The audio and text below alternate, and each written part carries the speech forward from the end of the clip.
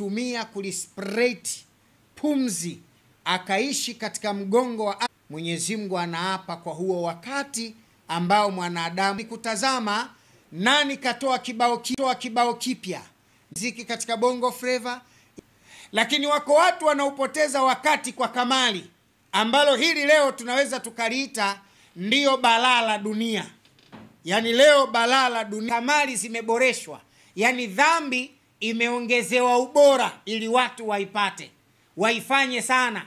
Leo hakuna redio unaweza kusikiliza masaa mawili kama hakuna mchezo wa kubeti unafundishwa. Yani hakuna redio, hakuna TV inayojulikana yenye population kubwa ya watu unaweza ukasikia kwa dakika 35-40 lisali moja isipokuwa ni kubeti. Beti hiki nayo mipira nayo iko hivyo. Yani timu zinacheza hivyo, au kuna ndugu yako anafanya hivyo. Hebu muulize hili swali, aliyetengeneza formula ya mashine ya kubeti ya namna yoyote ile, iwe ya kwenye mashine ambayo unaifanya pale kuchezo, watu wengi wanautumia muda wao kwa hasara za Allah subhanahu wa ta'ala. Anasema wala asri innal insana lafi khusrin illa alladhina amanu wa amilu salihati watawasaw bil haqqi watawasaw bis sabr. Allah anasema, anaapa kwa wakati, innal insana lafi khusri, mwanadamu anautumia wakati kwa hasara, illa alladhina amanu, isipokuwa wale walioamini, wa amilu salihati, wakatenda vitendo vizuri, watawasaw bil haqqi, wakawaamrisha watu kufanya mazuri, watawasaw bis sabr, na wakafundisha watu na wakaelekeza watu juu ya subra. Kwa nini illa alladhina amanu? Isipokuwa kundi la walioamini ndio wanautumia uhai au muda wao vizuri. Kwa nini?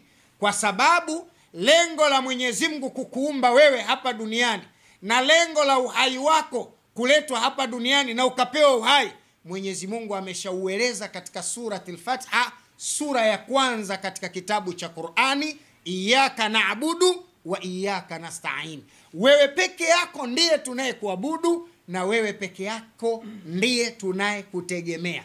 Iyyaka na'budu, wewe tu ndio unastahili kuabudiwa, wa iyyaka nasta'in, na wewe tu ndio unapaswa kukusudiwa. Kukusudiwa na nini? Kukusudiwa na viumbe vyake, kukusudiwa na wale ambao Mwenyezi Mungu amewaumba. Na ndio maana Mwenyezi Mungu Subhanahu wa Ta'ala anasema ndani ya Qur'ani, kul, sema, huwa Allahu ahad, Mwenyezi Mungu ni mmoja tu. Allahu samad, Mwenyezi Mungu peke yake ndiyo mwenye kukusudiwa. Anakusudiwa kwa lipi? Iyyaka na'budu wa iyyaka nasta'in. Yeye ndiye anayeabudiwa na yeye ndiye anayekusudiwa na kutegemewa. Kwa hiyo mwanadamu maisha yake yanatakiwa yawe yenye kumwabudu yeye na kumtegemea yeye. Kwa nini? Ihdina siratal mustaqim. Ukimtegemea yeye, atakachofanya ni kukuongoza katika njia iliyonyooka, kukuongoza katika maisha mazuri. Hutabeti wewe, hutafanya liwati wewe, hautazini wewe, hautafanya machafu wewe. Muda wako mwingi utautumia katika kumwabudu Allah subhanahu wa ta'ala. Kwa hiyo atakuongoza katika njia iliyonyooka. Iyyaka na ihdina siratal mustaqim siratal ladhina an'amta alaihim ghairil maghdubi alaihim waladhdallin, njia ya wale uliowaneemesha wala sio ya wale uliowapoteza. Kundi linalotajwa hapa ni Mayahudi na Manaswara. Kwa nini Mungu anawataja Mayahudi kuwa kundi katika makundi yaliyopotea? Kwa sababu ukisikia betting duniani ni chama cha Mayahudi na mipango ya Mayahudi kupoteza watu. Ukisikia mpira duniani ni chama cha Mayahudi, ni mipango ya Mayahudi kupoteza watu. Ukisikia sijui basketball, sijui mziki, sijui kitu gani, yani jambo lolote unalolisikia leo kitu kidogo alafu mtu analipwa pesa nyingi, ni mipango ya Mayahudi kwa lengo la kupoteza watu. Kwa hiyo ili unusurike na hili, lazima umrejee Allah subhanahu wa ta'ala, ufanye yale aliyoamrisha, uache aliyoyakataza, na ndiyo itakuwa kuutumia muda wako vizuri. Lakini Allah anaendelea kule, anasema innal insana lafi khusrin illa alladhina amanu wa amilu salihati watawasaw bil haqqi watawasaw bis sabr. Watawasaw bil haqqi, uwahusie watu kutenda mema. Kwa hiyo pamoja na wewe kuwa Muislamu, pamoja na wewe kutenda mema, na hapa kuna vitu viwili Mwenyezi Mungu anavionyesha kwamba illa alladhina amanu, isipokuwa walioamini, wa amilu salihati, wale wanaotenda vitendo vizuri. Kwa hiyo kuwa Muislamu au kusema umeamini kwamba mimi Juma, mimi Muhammadi, au kashadia tukasema shahadu an la ilaha illa Allah, shahadu anna Muhammadar rasulullah, ukaishia hapo, hiyo haina maana kwamba wewe ushachukua tiketi ya peponi. Haina maana kwamba wewe ni mja mwema unakwenda peponi. Haina maana hiyo. Yani kuitwa jina la Kiislamu au kutajwa kwa jina la Kiislamu au kusema mimi ni Muislamu, haina maana kwamba wewe ni Muislamu. Haina maana kwamba wewe ni mtu wa peponi hata kidogo. Kujitaja kwa jina la Kiislamu hakukupi permit ya kuwa Muislamu, isipokuwa waamilu salihat, wewe mwenyewe kwanza ujiamrishe, ufanye mambo mema, uyafanye mambo mema. Watawasau bil haki, waamilu salihati watawasau bil haki, uyafanye mambo mema na uamrishe watu wengine mambo mema. Ndicho ambacho anakifanya ndugu yangu hapa Sheikh Othman Michael. Muda mwingi amekuwa akiuta online TVs, anazungumza na hadhira ili kuwakumbusha kile kidogo alichonacho. Haridhiki na ibada yake ya swala, haridhiki na visimamo vyake vya usiku, haridhiki na sadaka anazozifanya, anajitoa kwa ajili ya kuelimisha wengine ili kuijua haki. Anaielimisha familia yake na jamii kwa ujumla. Unaweza kuwa Athmani ukaenda motoni, unaweza kuwa Mwajuma ukaenda motoni, unaweza kuwa Amina jina la mama wa Mtume na ukaenda motoni. Mungu hakuingizi peponi kwa Uathmani wako, wala hakuingizi peponi kwa Umwajuma wako. Mungu atakuingiza peponi kwa jina lako, shahada mbili na matendo yako, kuacha mabaya na kupupia mambo mema. Mawili hayo ndiyo yatakubeba kuingia peponi. Kwa hiyo wewe Juma mlevi, wewe Abdalla mzinifu, wewe Mwajuma mwasharati, wewe unaishi maisha ya hovyo, usijiite kwa jina la Kiislamu na ukajitengenezea pepo kwa mdomo wako. Pepo ni kitu kizito na kina thamani sana. Kama baba yako kajenga nyumba, unalala chumba hakina hata choo, ye mwenyewe self container, choo chenu mnakwenda nje, basi hata Mungu pepo yake ina thamani na hawaingii watu wajinga. Cha msingi ni kujipinda katika ibadati, kuacha mabaya na kujiamrishia mema, kuendeleza kufanya mema, na hiyo ndiyo Mungu anaipenda. Lakini sio hiyo tu. Mwenyezi Mungu anamtaka mtume waamilu salihati, uamrishe watu, watawasau bil haqi, uamrishe watu pia mema. Wewe unaye swali, halafu swala yako mkeo haswali, watoto wako hawaswali, familia yako haiswali. Yani wewe mwenyewe ni mwema, kanzu masaa 24, una ndevu nyingi sana, sigda kubwa kaa chapati iliyoungua, unataka kwenda peponi, lakini familia yako hawaswali. Mkeo ndio mcheza nani wanaita vigoma pale nyumbani. Yani kila kikitengenezwa kigoma nyumbani, vile vigodoro si vitu gani, mkeo ndo anashiriki. Watoto wako wanacheza sijui miziki gani ya hovyo, ndio katika viuno katika shughuli mbalimbali. Alafu unataka kwenda peponi eti kisa wewe unaswali swala 5. Haikusaidii chochote. Swala 5 zako zinatakiwa ziende kwa watoto wako, ziende kwa mke wako, ukawanasihi juu ya mambo ya kheri, ukawafundishe mema, uwakataze mabaya. Ndiyo Mwenyezi Mungu Subhanahu wa Ta'ala atakuridhia na atakuweka miongoni mwa waja wake wema. Kwa hiyo naitumia fursa hii katika busati hili la Ijumaa kukukumbusha wewe msikilizaji wetu na mtazamaji wetu, wewe rafiki yetu na kipenzi chetu, hujachelewa. Hujachelewa. Mwenyezi Mungu hana nongwa. Hata kama ulifanya dhambi miaka 50 iliyopita, hata kama ulifanya maasi miaka 15 iliyopita, hata kama ulifanya maasi na hujawahi kufanya mema mengi katika maisha yako, madhari maneno haya yamekufikia, kata shauri sasa, muda ni wako. Amua kumwambia Mwenyezi Mungu, sasa basi inatosha. Mimi na maasi basi inatosha. Nimeamua kurejea kwa Mola wangu, nimeamua kurejea kwako Mwenyezi Mungu, kwa sababu wewe ni Tawwabur Rahim. Wewe ni mpole mwenye kurehemu.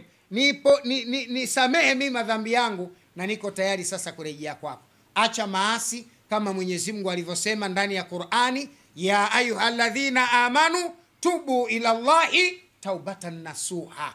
Enyi mlioamini, tubuni kwa Mola wenu tauba ya kweli kweli. Yani kuadhimia kutokuyajia maasi na kuamua kukaa katika misingi ya Allah na kuamua kutenda mema na kuacha maasi. Biidhnillahi karimu utakuwa mja mwema na pepo itakuwa ndiyo sehemu ya urithi wako biidhnillahi karim. Wapenzi watazamaji, baada ya maelezo haya niitumie fursa hii kusema mambo mawili muhimu sana sana. La kwanza, tuko hapa na Sheikh Othman Michael, naye atazungumza hili biidhnillahi karim.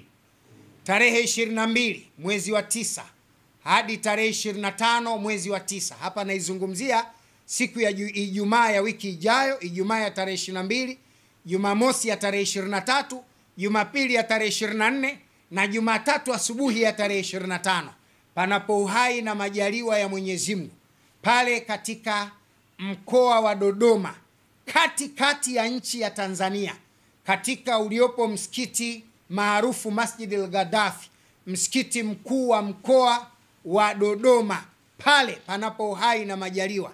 Familia yetu, watu wetu, wanaharakati wenzetu, watu wanaofanya biashara na Mola wetu, Tabligh Markaz Gongo la Mboto inakwenda kufanya ijtimai kubwa ya kimataifa iliyoalika watu kutoka nchi mbalimbali duniani.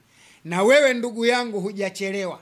Ijtimai hii ni ya kwako, na pengine inawezekana ndiyo mara ya kwanza unasikia hapa, hujui hata ijtimai ni nini. Ijtimai ni mkusanyiko maalum unaofanywa na taasisi hii iliyopewa kibali cha kufanya mambo haya, na tunakusanyika kwa muda wa siku 3 mfululizo, kuanzia siku ya Ijumaa, Jumamosi, Jumapili. Tunashinda pale, tunalala pale, tunakula pale, na pale yako mambo kadhaa tunayafanya. La kwanza, tutakuwa na saha na dua mbalimbali zitafanyika, na saha na mawaidha mbalimbali yatafanyika. Lakini tutakuwa na dua za aina mbalimbali za watu wenye kalba ya aina mbalimbali. Sio hilo tu, tutakuwa na qiyamu laili, itikafu za mchana na usiku, visimamo vya usiku. Tutamlilia Mungu, tutadondosha machozi mbele ya Mola wetu tukiwa tumekusanyika ili kutafuta radhi za Allah subhanahu wa ta'ala. Na dua ya pamoja na machozi ya watu walika tofauti, Allah subhanahu wa ta'ala huwa anaondosha ghadhabu yake na hasira yake kwa waja hao. Niliwahi kumsikia ndugu yangu Sheikh Othman Michael ambaye yuko kulia kwangu hapa, wakati wa Nabii Allah Zannun alipokuwa amepewa nafasi ya kuwaamrisha watu wake, akawafundisha kwa miaka kadhaa, wakagoma. Nabii Allah Yunus ama Zannun au Yona, Qur'an, Biblia imemwita Nabii Yona, ni kitabu katika vitabu vya mwisho katika Agano la Kale. Alipofika mahala akawaambia, mmemkosea Mungu, Mwenyezi Mungu ataleta adhabu siku 3, kutakuwa na mabadiliko. Ijumaa itakuwa hivi, Jumamosi itakuwa hivi, Jumapili itakuwa hivi, adhabu itakuwa hivi.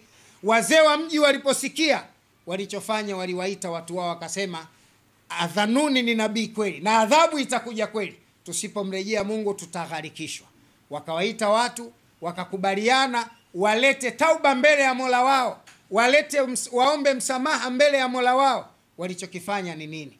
Waliwaachisha watoto wao vinywaji, matiti yao hawakunyonya. Watoto wa binadamu, watoto wa wanyama hawakunyonya matiti ya wazazi wao. Wazazi walilia, wazee walilia, watoto walilia, wanyama walilia, ndege walilia, wadudu walilia, kila kiumbe alimlilia Mwenyezi Mungu Subhanahu wa Ta'ala.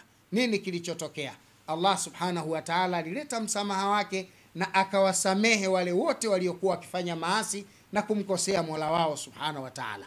Kwa hiyo kanuni ya dua ya pamoja, maombi ya pamoja, kilio cha pamoja kina mafanikio sana katika maisha ya mwanadamu, na kina msamaha ulio wazi usiokuwa na mizunguko.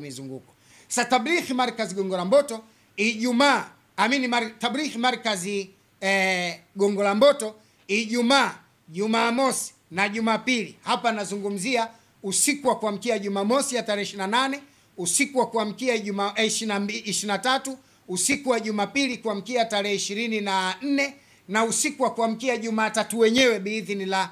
Hizi siku zote 3 hizi tutakuwa na mikesha na dua na mawaidha ya mashehe mbalimbali, na biidhnillah wewe una nafasi ya kuja na tutashiriki. Hilo la kwanza. Lakini la pili, mambo haya hayafanywi na watu wote, yani sio yanafanywa na mtu fulani. Mambo haya yanafanywa na watu wote, hayakundi fulani.